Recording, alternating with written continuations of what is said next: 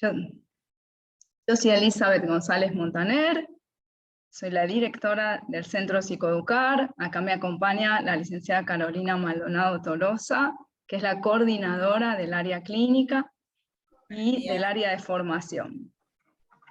Y vamos a empezar, les voy a contar un poquito en qué consiste Psicoeducar a grandes rasgos y específicamente el programa, y vamos a disertar sobre lo que es la evaluación infanto-juvenil, cuáles son los modelos para llevar a cabo este tipo de evaluación, cuál es la formación que se necesita como profesional de la salud mental, como psicólogo, para poder abordar a los niños y adolescentes y a sus familias y al contexto, porque en realidad atendiendo niños y adolescentes siempre tenemos la integridad del contexto más que nunca, ¿no? Familia y escuela acompañando todo el tiempo. Bueno, Psicoeducar está funcionando desde el año 2000. Yo me recibo de psicóloga en 1995 en la Universidad de Buenos Aires, y la verdad es que desde recibida empiezo a tratar de diseñar cómo armar un centro de psicología. Yo empiezo a estudiar ya con esa idea, y lo voy desarrollando en paralelo a tener los primeros trabajos, ¿sí? Iba de centro en centro y trataba de lograr ver lo que no me gustaba de los otros lugares para poder forjar un lugar que pudiera tener un nivel de integración en el staff, en los profesionales, en el modelo de psicología científica y con el respeto a la subjetividad. Así que en ese marco, hace 22 años que estamos en funcionamiento.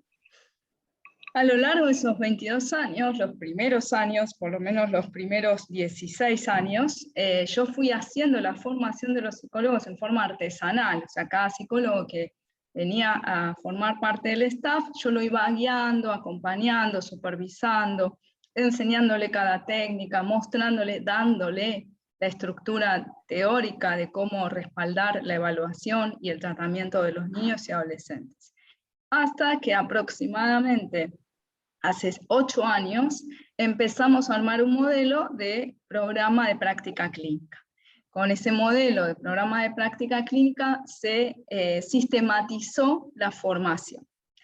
Lo que les venimos a presentar hoy es un programa formativo en evaluación y diagnóstico infanto-juvenil que tiene la esencia de Psicoeducar, la esencia de esta práctica clínica, pero la vamos a hacer grupal. Por primera vez en Psicoeducar siempre hicimos todo en forma personalizada, o sea, la formación de los psicólogos siempre fue 1 a 1, ¿sí? 1 a 1. Hoy por primera vez lo lanzamos a nivel grupal, con un grupo reducido, pero bueno, como se imaginan, con una cantidad de inscriptos necesarios para poder montar este programa.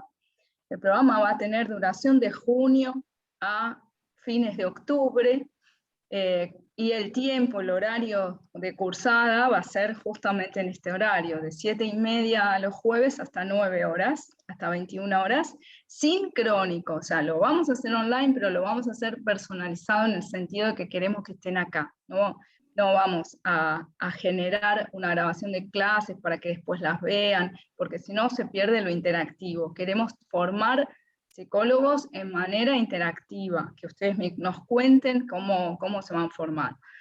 Y bueno, a lo largo del programa van a ver casos contemporáneos, los casos de hoy, los que estamos atendiendo. En este momento tenemos 167 familias en atención en Psicoeducar. Así que ustedes van a estar ayudándonos en la elaboración de todos esos casos, van a poder traer sus propios casos clínicos actuales, y van a poder a partir, porque para mí, y bueno, para todo mi equipo, la formación teórica tiene que ser pragmática y práctica. O sea, vos, es como hacer una receta de cocina. O sea, vos ves la receta, pero en realidad ya vas cocinando, ¿sí? Y acá lo hacemos así porque eso nos da un modelo de aprendizaje significativo. Entonces, vamos a ver cada una de las técnicas, pero las vamos a integrar en casos actuales, que eso también genera un nivel de contemporaneidad. Bueno, se imaginan, ¿no? Con la pandemia más que nunca, ¿no? Lo que es pandemia, pospandemia, cómo van cambiando las sintomatologías, las presentaciones de evaluación que tenemos que hacer,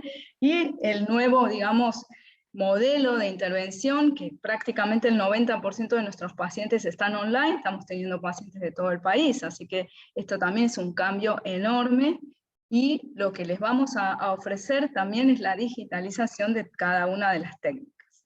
Bueno, ¿cómo es la evaluación? Se imaginan que para evaluar un niño o un adolescente requerimos y necesitamos la primer consulta a padres, ¿sí?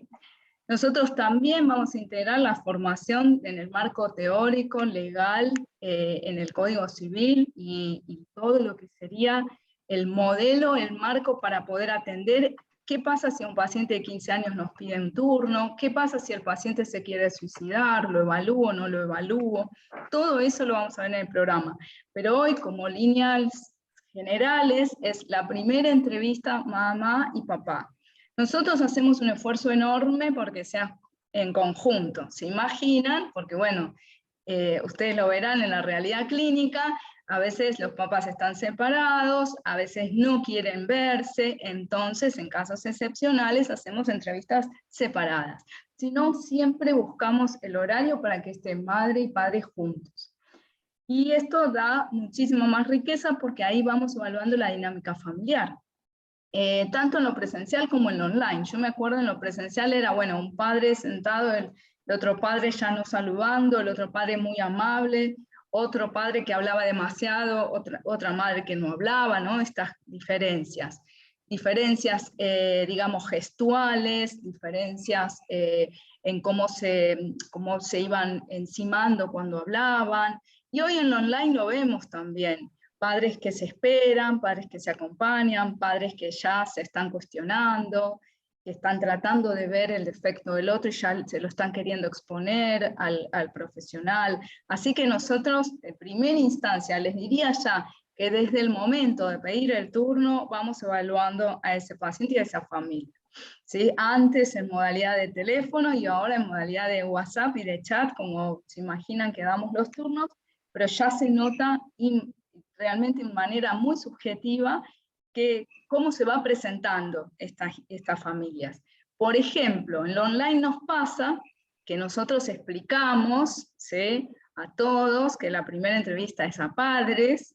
Sin embargo, en pandemia pasó un montón, yo empezaba la entrevista y tenía los nenitos sentados, ¿sí?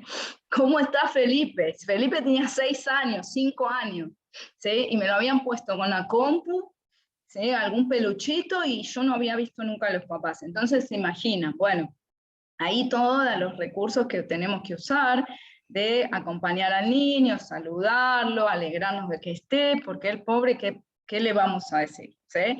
Jugar un ratito y después decirle, bueno, está mami, está papi, y ahí intentar hacer la entrevista de admisión. O sea, si bien nosotros mandamos guía de consulta online, mandamos video explicativo, mandamos todo, los papás ya nos presentan así, ¿sí? Y también tenemos casos de pacientes de 22 años que están haciendo su entrevista de admisión, que sin dificultad intelectual, sin psicosis, sin ideación suicida, ¿no? O sea, trastorno de ansiedad o de depresión, y tenemos la mamá o el papá que están atrás que quieren participar, y decimos, tienen 22, o sea, esperemos, ¿sí? Bueno, esta es variabilidad, ¿no? Hoy parece como que hubiera una edad extendida, ¿sí?, y muy dificultosa, y más con lo pospandémico, en distinguir cuándo es necesario o no la participación de los padres. Bueno, cuando son chiquitos, abajo de 18 años, siempre participan los padres en la primera entrevista de admisión, y nosotros en Psicoeducar, entre los 18 y los 22, 23 años, pedimos, digamos, autorización al paciente para ver a sus padres, si necesitamos hacer una evaluación retrospectiva, o saber cuál podría haber sido el diagnóstico cuando eran niños, que eso a veces es reinteresante, o ver si tenemos que cambiar algo en la dinámica, porque también hay adultos jóvenes que están todavía necesitando vivir con sus padres, ordenados o organizados a tal punto que necesitamos evaluar la dinámica, pero lo conversamos con el paciente.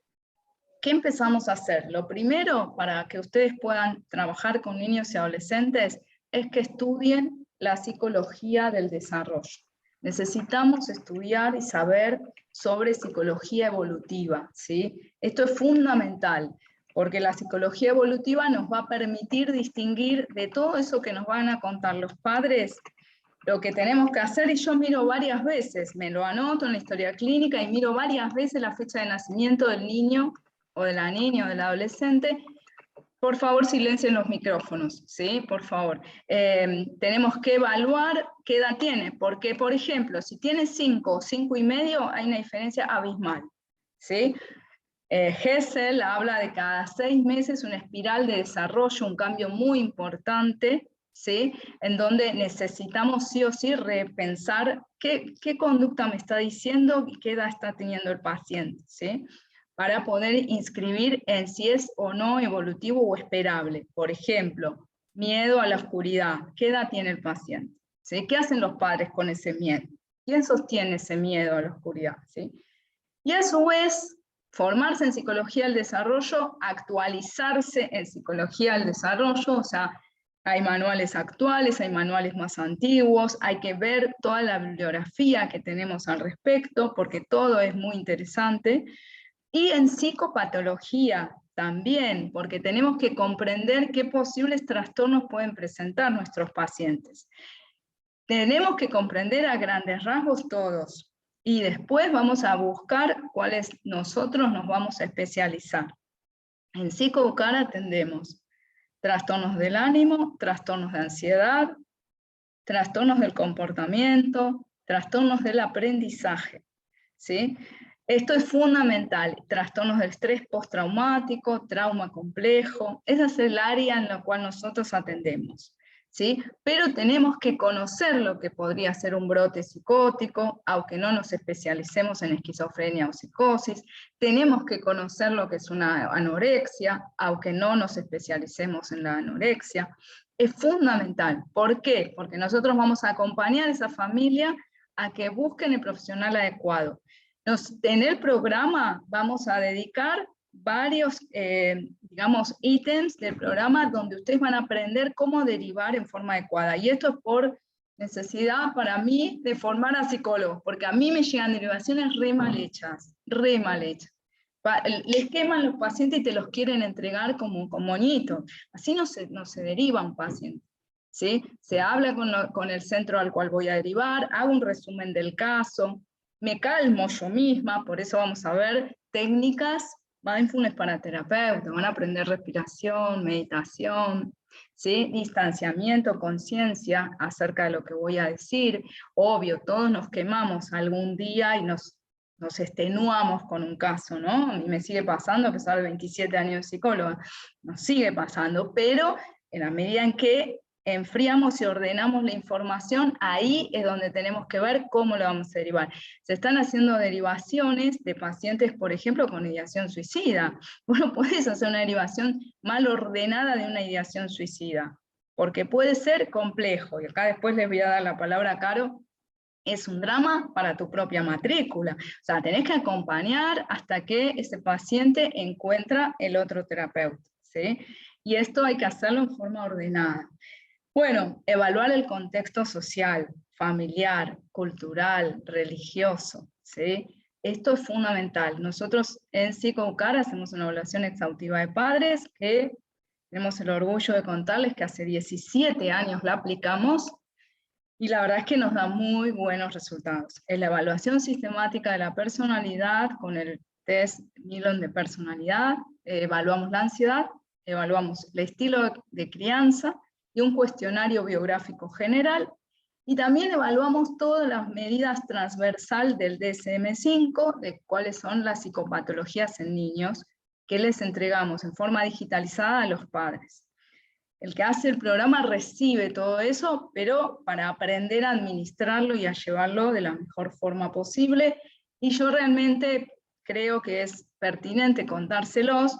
Autorizo a que desde tu consultorio individual o clínica, o en donde vos atiendas, puedas usar algunas pruebas que nosotros, o cuestionarios que realizamos, dejando el membrete de PsicoUcar, porque forman parte de PsicoUcar, ¿sí?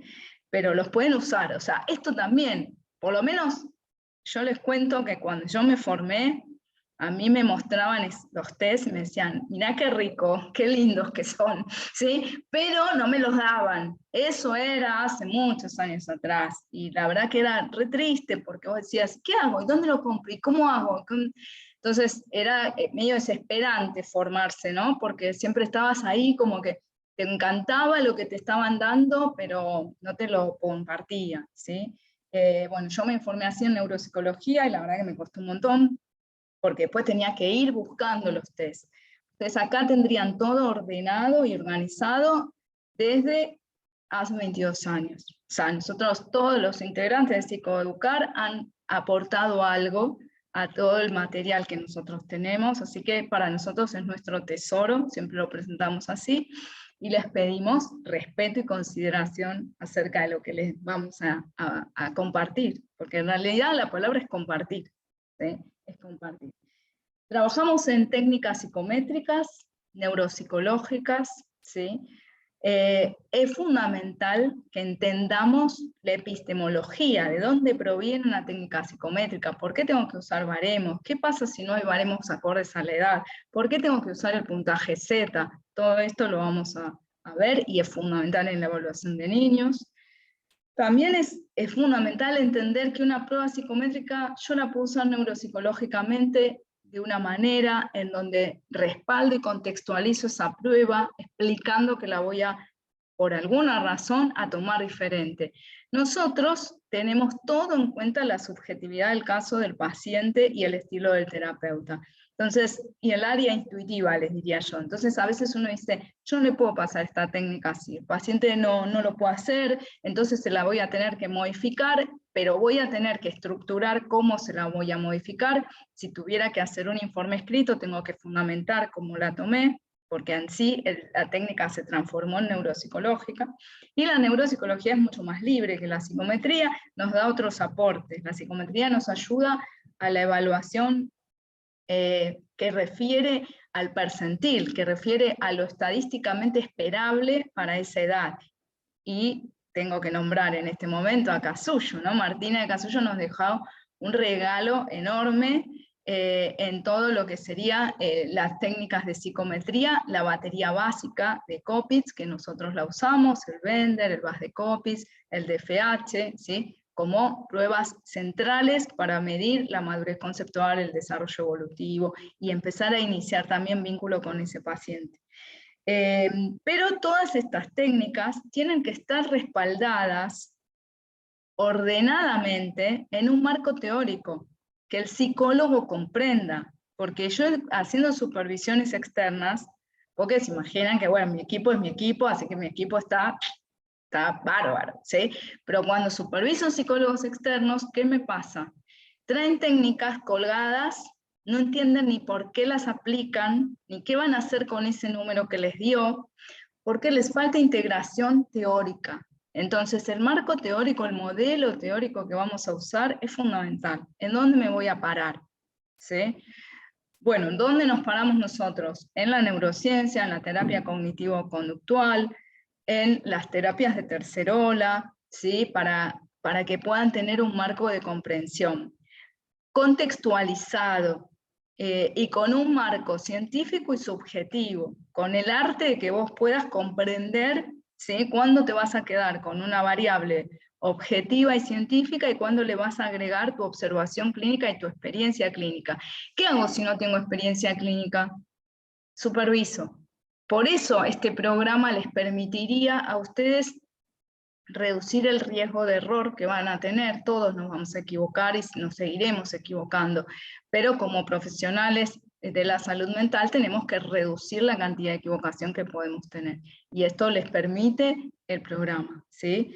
Y contextualizarlo desde una supervisión. Si yo no cuento con toda esa experiencia clínica, cuento con un marco de supervisión para poder integrarlo y poder ver qué voy a hacer, porque después, cuando tengo todos esos resultados, a lo largo de, en nuestro caso, 6 consultas, aprox, máximo 8 consultas, ¿qué hago con todo eso? ¿Cómo lo elaboro? ¿Y para qué me sirve? ¿Y qué te va a tener que ver?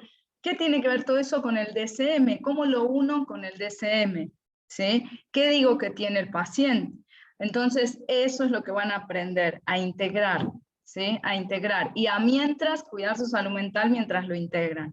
Porque otra de las cuestiones es que realmente atendiendo casos de niños y adolescentes tenemos implicancias psicológicas, involucramientos en los casos muy complejos, porque muchas veces, por lo menos en el 30% aprox de los casos, tenemos violencia, abuso sexual, situaciones de trauma complejo, y realmente negligencia, que se está viendo mucho, ¿sí? Un montón, en donde, bueno, uno se va a pegar con el caso y va a decir, ¿qué voy a hacer con todo esto? ¿Y cómo voy a ordenar? ¿Y cómo lo voy a organizar? ¿Sí? Así que es fundamental ir conservando nuestra propia salud mental, porque esa es una manera, además de cuidar nuestra vida, de cuidar nuestro rol profesional. Nosotros lo vamos mechando, no queremos que lleguen a tener 10 años, 15 años, 20 años de psicólogos clínicos y no den más. Esto se ve, ¿eh? Se agota el psicólogo clínico. Y considera que está extenuado y que va a hacer otra cosa, ¿sí? Eso a veces tiene que ver mucho con no haber estructurado bien su trabajo y ordenado bien su salud mental en el proceso de ser psicólogo clínico.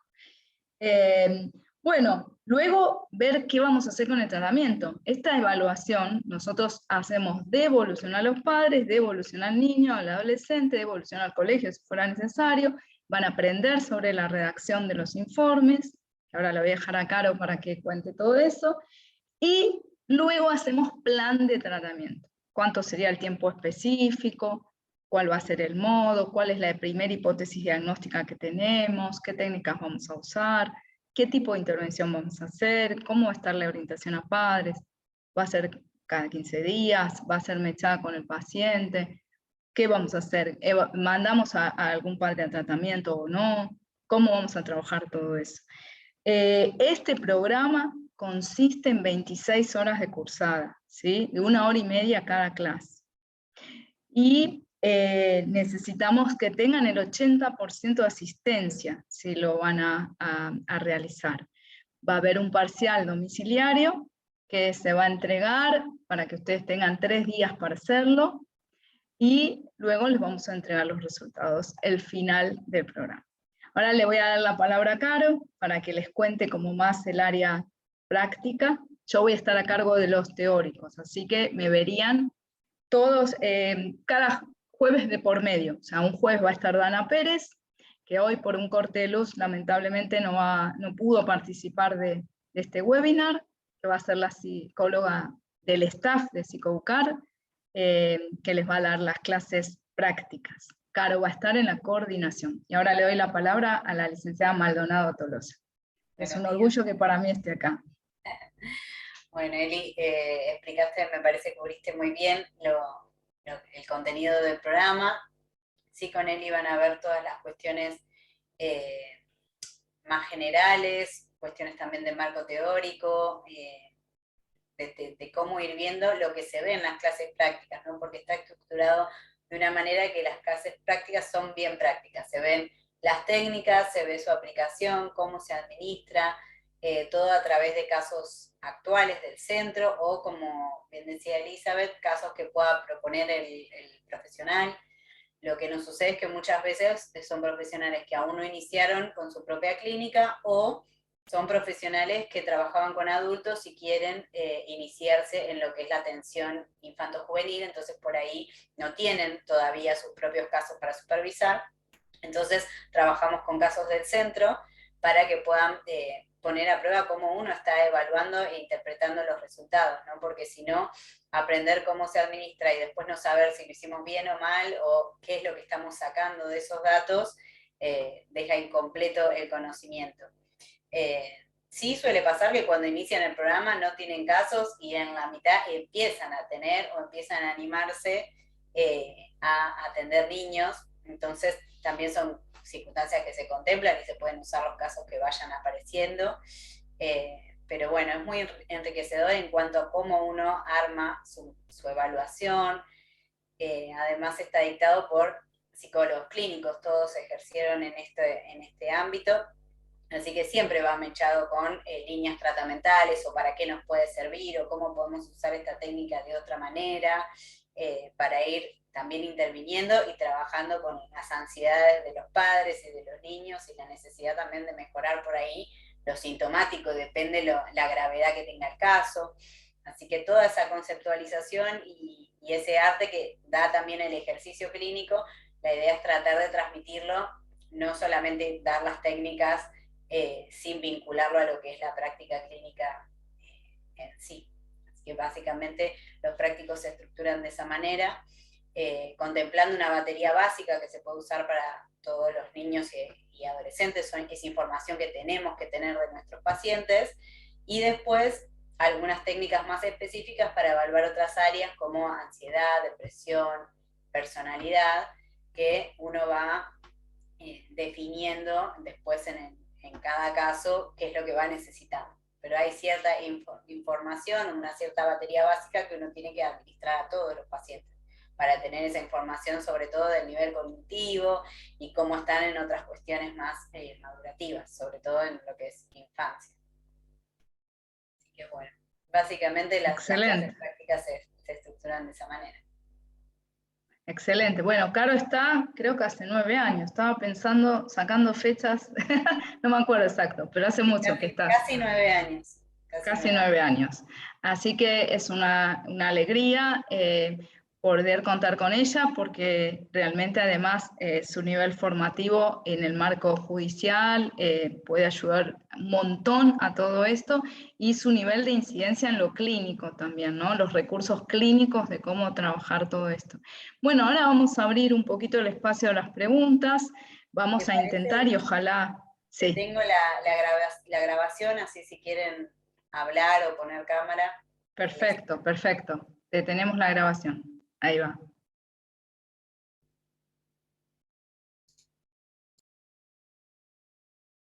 Igual está